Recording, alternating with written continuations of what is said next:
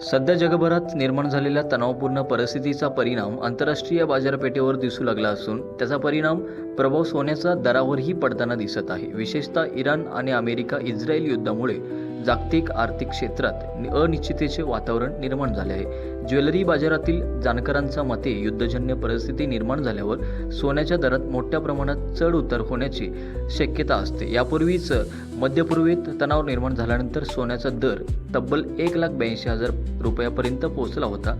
त्या काळात काही व्यापाऱ्यांनी बाजारातील अनिश्चिततेमुळे दुकानेही तात्पुरता बंद ठेवली होती। सध्या बाजारात मात्र उलट परिस्थिती दिसत आहे।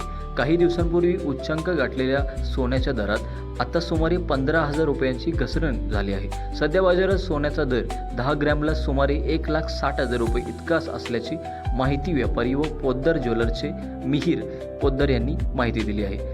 त्यांच्या म्हणण्यानुसार आखाती देशांमध्ये तणाव निर्माण झाला की जागतिक अर्थव्यवस्थेवर परिणाम होतो आणि त्याचा थेट परिणाम सोन्याच्या किमतीवर दिसतो। इंधन व इतर वस्तूंचे दर वाढल्याने सोन्याच्या दरातही चढ उतार होत असतात।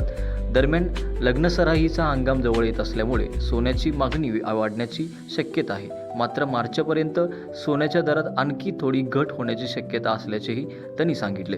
युद्धजन्य परिस्थिती असूनही सध्या सोन्याच्या वाहतुकीवर कोणताही मोठा परिणाम झालेला नाही, त्यामुळे बाजारात पुरवठा सुरळीत असल्याचे मिहिर यांनी स्पष्ट केले आहे।